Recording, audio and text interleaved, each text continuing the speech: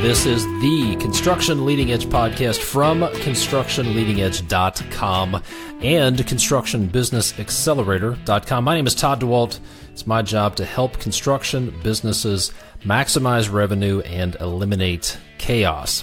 This is going to be a shorter episode today, maybe, we'll see. And we're going to tackle the issue of how to punch anxiety in the face and how to beat overwhelm. I talk to a lot of people these days, especially business owners, who they're just overwhelmed. They have so many things going on. There's so much chaos, and they need help beating overwhelm and punching anxiety in the face. So we're going to talk about how you can do that with daily rituals, situational rituals, weekly rituals, and I'm going to give you some productivity hacks that you can use to reduce your anxiety, reduce your stress, and get overwhelm under control.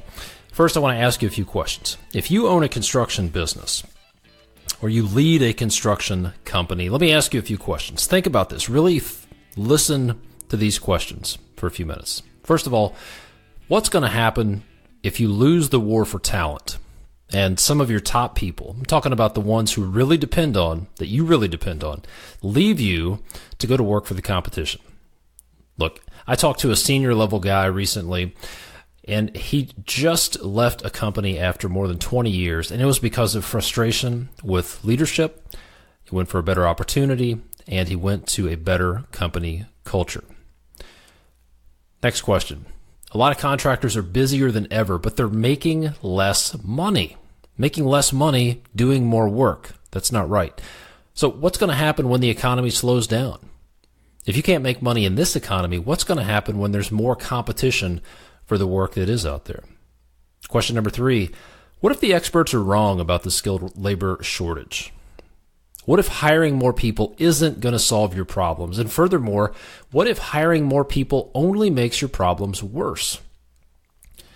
You know, a lot of people say, quote, we can't get young people to do anything. We can't get these millennials to do anything. They don't want to work. Well, I say, look at Chick-fil-A.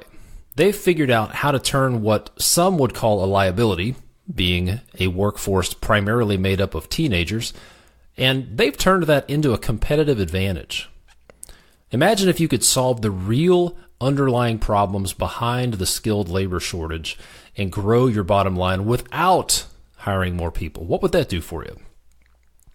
And when it comes to your business, can you see where you want to go? Do you see the vision? You see where you want to be, what your company, what you feel like it's destined to be, but you feel like there's something that's holding you back, that there's some roadblock in the way? Do you have a vision and a strategic direction for your business? Do you even have one? I mean, what's the point of your business? Do you know where you're going?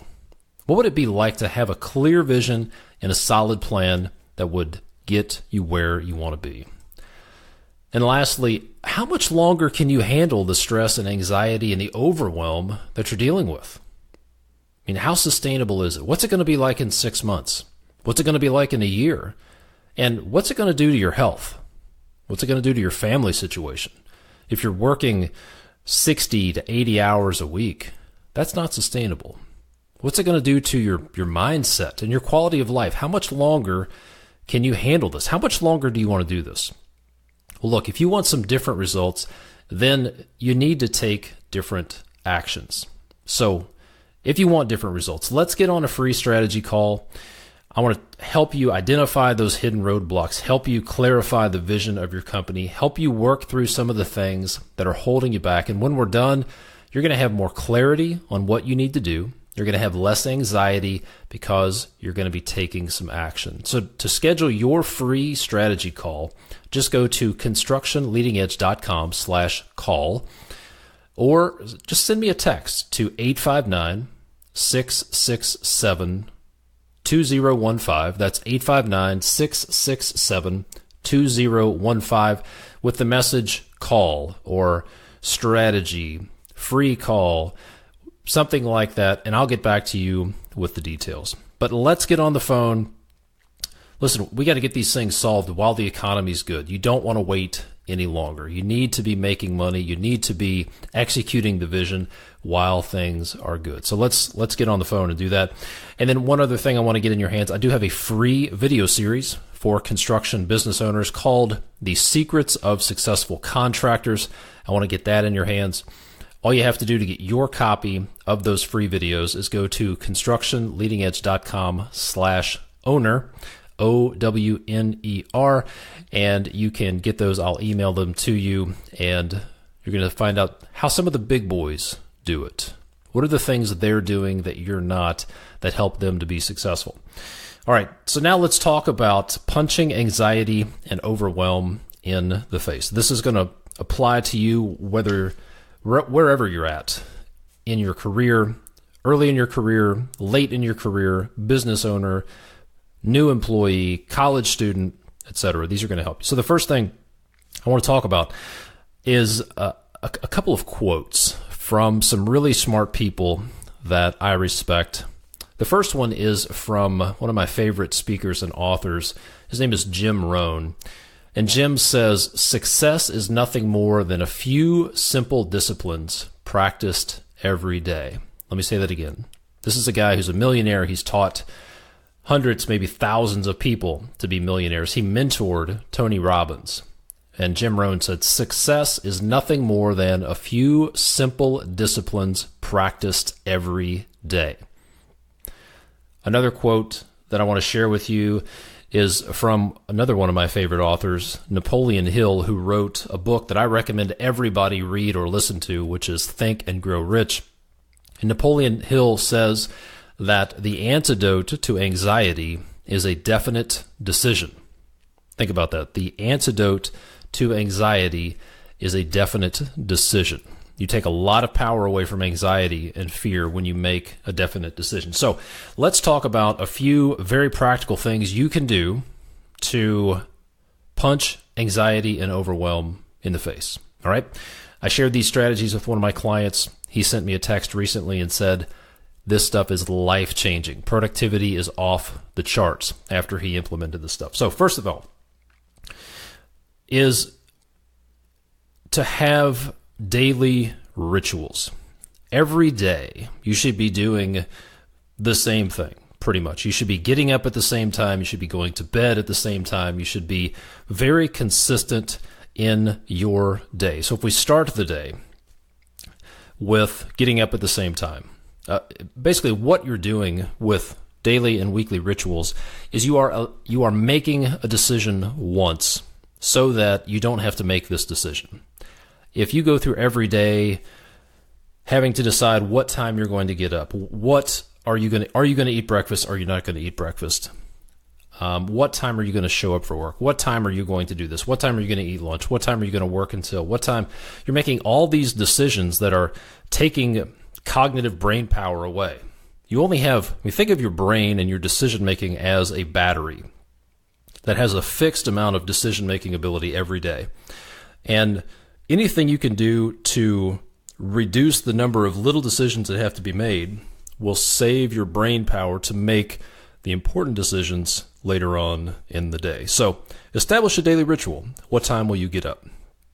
What are the things you can do first thing in the morning that will set you up for success? I like a daily priming exercise. I've got about a page of my goals and decisions that I've made, and I read those out loud every morning.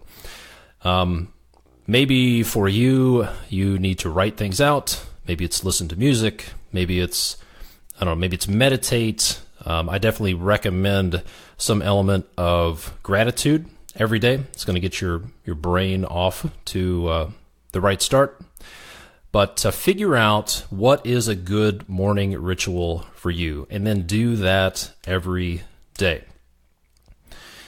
At the end of the day, if you're an entrepreneur, then you're not punching a clock. You could work a lot of hours, but I would challenge you to set an end of the day time.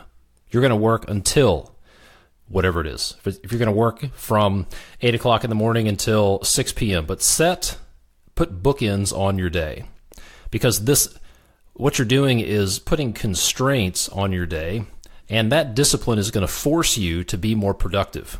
Because in my experience, when there are no bookends to the day, then you'll not be productive. You'll spend time doing stuff that doesn't really matter throughout the day, knowing that, well, I'll just work more hours at the end of the day. And that's not sustainable. That's not fair to your health, your family, and it's not good. So my recommendation is to have a fixed end time to your day and get in a routine for that. Of course, if the ox is in the ditch, metaphorically speaking, you're going to have to work late. I get it. But you should have a set end time to your day so that you'll discipline yourself to be more productive. What you'll probably find is that when you do that, you'll get more work done in fewer hours, and it's probably going to be better off. So daily ritual. Have a daily ritual. Next would be to have some situational rituals. Decide in advance what you're going to do when a situation arises. And think about this. How do you tend to screw yourself over? How do you tend to sabotage yourself in situations? Maybe you get anxious when you think about your bank account. A lot of people have a lot of anxiety about finances because cash flow is tight, so they tend to avoid looking at the bank account. They tend to avoid phone calls from bill collectors and from the bank, etc. So think about, first of all, what are the situations where you tend to screw yourself over? Maybe it's you don't look at the bank account. You don't want to look at financial records. Maybe you are you tend to over communicate. Maybe you talk too much when you're talking to clients. Maybe you tend to jump to conclusions when somebody brings a situation to you and you get yourself in trouble and you jump the gun, so to speak. So think about the situations where you screw yourself over and then come up with a situational ritual that says it's an if-then statement. If the bank calls, then I will answer the phone. When the bank statement comes in the mail, I will review it. When the customer calls, a lot of people have anxiety when their clients call them, and they immediately assume that something bad has happened. So you need to come up with a ritual for that. Wherever the anxiety is, wherever the fear comes in, come up with a ritual. When this thing that typically causes anxiety happens, what are you going to do? What are you going to say to yourself? This ritual could be something you say to yourself. It could be something you do, but you are making a decision once on how you're going to deal with that situation every time it comes. So you don't have to wonder, should I answer the phone? Should I communicate like this? What should I do? You've already made that decision. One thing that I would recommend, if you tend to have a temper, if you are a little short-fused and you tend to snap at people, especially your employees or your spouse or whomever it might be, then a good ritual is to breathe. Take 3 long breaths, nod your head a few times, wait about 10 seconds before you respond. Because if you're like me, and a lot of other people I know, it's that first 10 seconds when you react. That's when you typically say things you shouldn't say, get yourself in trouble, stick your foot in your mouth, and cause yourself problems and screw yourself over. So come up with situational rituals that you can use and decide how you're going to respond to situations that typically cause you anxiety in advance, and then just turn the crank. Next is to establish weekly rituals and monthly rituals. There are certain activities that need to be done every week and every month. For example, you need to run payroll once a week, once every 2 weeks, twice a month, whatever the case may be. You need to send out invoices regularly. You need to review financial reports. You need to pay bills. You need to do planning. You need to order materials. Maybe you need to do quality control checks at your job sites. You need to have one-on-one meetings with your key people and the people who report to you. You need to make sales calls. You need to have family time. You need to spend time with your spouse. You need to have time for yourself to do exercise. You need to have maybe time in your weekly schedule for church or charitable organizations. You got to have time with your kids. These are things that need to happen, And if you don't schedule time for it, then it's not going to happen. Look, the most successful people in the world, the people who seem to have all their stuff together, business is hitting on all cylinders, family's great, health is great, spirituality is good, mental state is all good. The people who have it all together, they have the same number of hours every week that you do. But obviously they're doing something different. So my advice would be make a list of all the things that need to happen once a week or once a month, and then pick a time slot and put those activities on the calendar and do them consistently. For example, payroll. You're going to cut payroll checks. I'm sure your employees will appreciate if you cut payroll checks consistently. So if you cut payroll checks on Monday morning, then part of your ritual is on Friday afternoon, you review timesheets. And if you're still using timesheets and you need a good solution, I recommend you go to constructionleadingedge.com/tsheets, TSHEETS. Great digital solution there that'll revolutionize your timesheet process. But put it on your calendar. These things that are important, they have to happen. You can't wait for them to be done. You can't hope for the best. These things are not going to interrupt your day and make sure that they happen. That's why they're not happening. And that's why you're anxious about these things, because maybe you're wondering, man, when should I pay bills? Oh, I have to send this invoice out. I need to review my bank statements. I need to do some planning. I need to talk to my superintendent. When you set a weekly or a monthly rhythm for these things that have to happen, then a lot of that anxiety goes away, because you know you're going to pay bills on a certain day. You're going to review timesheets at a certain time on a certain day. You're going to review your financials with your accountant at a certain time on a certain day. You're going to do planning. You're going to do one-on-one meetings. You're going to spend time with your family. You're going to have a date night with your spouse once every week, once every 2 weeks, once a month, whatever it is. Look, if you've heard me, if you've listened to much of my stuff, you know about my old college professor, Dr. Wu, who was this Korean dude who stood up in front of this class of aspiring engineers back when I was in college, put his hand on his hip, and said, "You guys are not that smart. You're engineers. You are not that smart. You're not doctors. You don't have to be creative. Your job is to find the right formula and turn the crank. Find the right formula and turn the crank."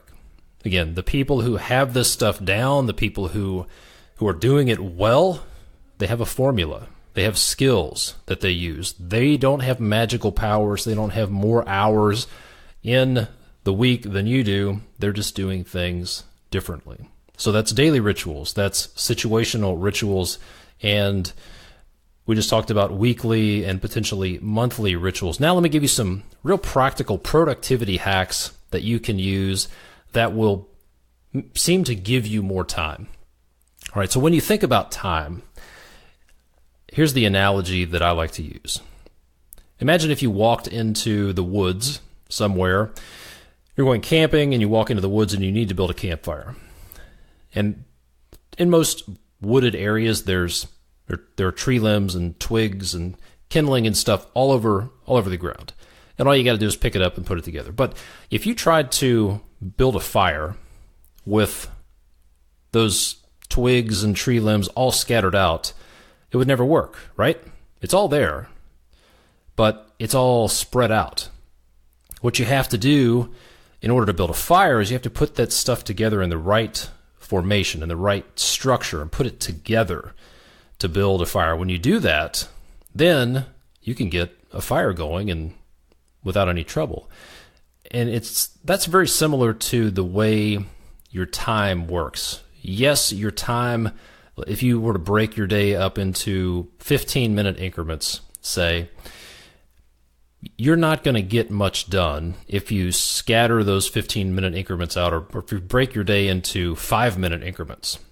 The typical day, if you're not disciplined about it, could be checking your email checking your phone, checking Facebook, looking at your phone. If you're looking at your phone 15 times an hour for 1 minute or 2 minutes, then you're not only spending 1 to 2 minutes or spending 15 to 30 minutes an hour looking at your phone, but you also have your attention on your phone for that much time. And your attention, like we talked about in episode 89, doesn't shift like a light switch.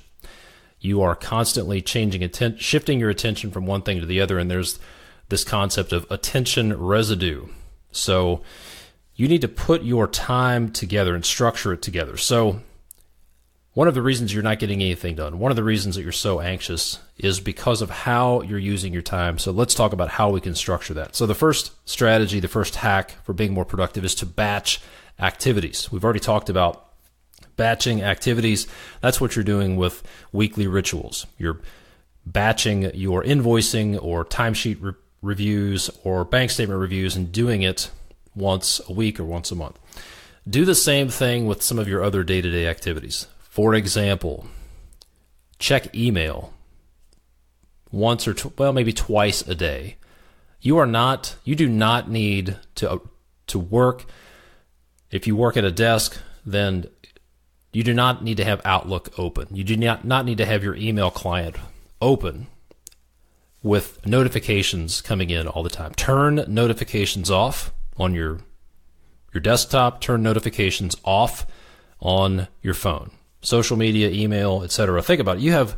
Your phone is the source of a lot of your problems, and there are billions of dollars being spent to steal your attention away. That's what social media is all about. It's all about attention. Your attention is a form of currency, and they want nothing more than to keep your attention. So your phone is not your friend. Social media is not your friend. So turn notifications off on your phone. That is productivity tip number 1. Second, check email twice a day, at noon and at the end of the day. If you need to do it more often than that, great. Do it once every 2 hours if need be. But do not leave your email client open, because every time an email comes in, you get into this game of electronic mail ping pong, and you spend all your time just responding to stuff as it comes in. Not productive. In fact, not responding to emails will often help you, because people will figure stuff out, and they're less likely to bug you if they know you're not going to respond for a couple of hours. The next strategy is to batch your communication with other people in your office or with people on your job sites. The tendency is, when a question pops into your head, to send a text, send an email, make a phone call to that person and ask them that question. Don't do that. If you are a project manager, superintendent, foreman, business owner, and you need to correspond with people in the field, then just set up times during the day that you're going to call. Have a daily check-in with people that you need to communicate with. So it's at first thing in the morning. You're going to check in at 7 o'clock in the morning on the way to the job site, then at 11 o'clock in the morning, and then at 3 o'clock in the afternoon. Check in. And the only reason to call outside of those check-ins, the only reason to send text messages and emails outside of those check-ins would be for an emergency. Another way this works would be with weekly coordination calls. If you're managing a big project where you have engineers, architects, designers, consultants, subcontractors, etc., then train your team not to fire off one-off emails throughout the week, but have weekly calls or weekly meetings, and then tell people, hey, if it can wait, bring it to the meeting. When they send you a question, you say, that's a fantastic question, bring it to the meeting, we'll talk about it then in front of everybody else. Instead of having these multi-string emails going around, bring it to the meeting. Batch your coordination and your planning and your questions. That's what coordination meetings are perfect for. Next, just turn your phone off. This is radical, I know, but turn your phone off. If you work in the field, then you need to go listen to episode 89, the builder schedule versus the manager schedule. And just turn your phone off. Leave it in the truck. Check your phone once every 2 hours. Check it twice a day. However it takes to wean yourself off the phone. But you will be amazed what happens when you turn your phone off, when you're not carrying your phone around. But make sure and listen to episode 89 of the podcast if you haven't already. It's going to show you what one of the fundamental problems is with productivity. Okay, so for more productivity hacks and for personal productivity hacks, and in fact for crew productivity hacks, I want to get some more resources in your hands. I need to wrap this up in a few minutes. So here's what I want to do. I want to get my crew productivity booster in your hands. This is going to help you with very practical strategies that you can use so that your crews can help you make let me see, how do I want to say this? These are tips that will help your crews make you more money. The Crew Productivity Booster, I want to get it in your hands for free, and I also have some more productivity tips that you can use. I've got a video so you can get more of the right work done every day in less time. All you got to do is go to constructionbusinessaccelerator.com, sign up for your free 10-day trial of the Construction Business Accelerator, and you'll be able to get your hands on the Crew Productivity Booster with those things I just talked about, and you're going to get about $9,000 worth of stuff, and you're going to have access to it for free for 10 days, including the Revenue Maximizer. This is an absolute game changer for small construction businesses. There's also the Sales Accelerator that will get you up the learning curve on lead generation, selling. One of the most powerful things in there is a module that will help you close deals faster using allowances. This is an absolute game changer as well when it comes to selling. It will help you save a lot of time and energy on the front end and get deals closed with a minimal amount of effort. Again, you can get all that stuff for free right now for 10 days. Just go to constructionbusinessaccelerator.com and sign up for your free trial, and you'll be off to the races. So, look, if you own a construction business, all right, you're not in this thing alone. I talk to a lot of people. I work with construction business owners every day, and so many contractors feel like they're alone. They tell me, I'm lonely. I don't have anybody to talk to. Well, look, here's the deal. You don't have to figure all this stuff out on your own. All the greatest athletes and coaches, a lot of the successful entrepreneurs and executives, they have coaches, they have trainers, they have consultants, they have people there to support them. And I strongly recommend that you get a coach. I think that every business owner should have a coach, somebody to help them develop their skills, establish their vision, put together a plan, and get them where they want to be. I have a coach. I invest in myself, in my business, and I have people that hold me accountable and help me see the big picture and help me get where I want to be. So if you'd like to take advantage of a free strategy call with me, I want to help you out. I do this because I want to help construction business owners. That's what the podcast is all about. That's what the website, constructionleadingedge.com, is all about. That's why I created the free videos that you can get at constructionleadingedge.com/owner. That's why I put together the Construction Business Accelerator program.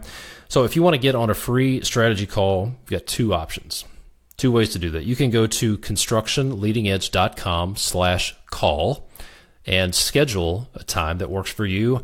Or if you're driving and you just can't get to a website right now, then send me a text. Send a text to 859-667-2015 with the word call in it. I'll follow back up with you and we'll get a call scheduled. So that's all the time I have for this episode. Go get your free videos, schedule your free call. Remember, you're not in this thing alone. Try this stuff out. Let me know what you think. Like I said, one of my clients said this is life-changing. Productivity is off the charts. I'm confident it's going to help you too. I appreciate your ratings and reviews. Thanks for listening. If you could take a few minutes and leave a rating or a review on iTunes, that would be fantastic. If you're not sure how to do that, the last link I'll share with you is constructionleadingedge.com/iTunes review. It'll walk you through the step-by-step process to do that. Thanks so much for listening. That's all the time I have for this episode, and I will see you next time.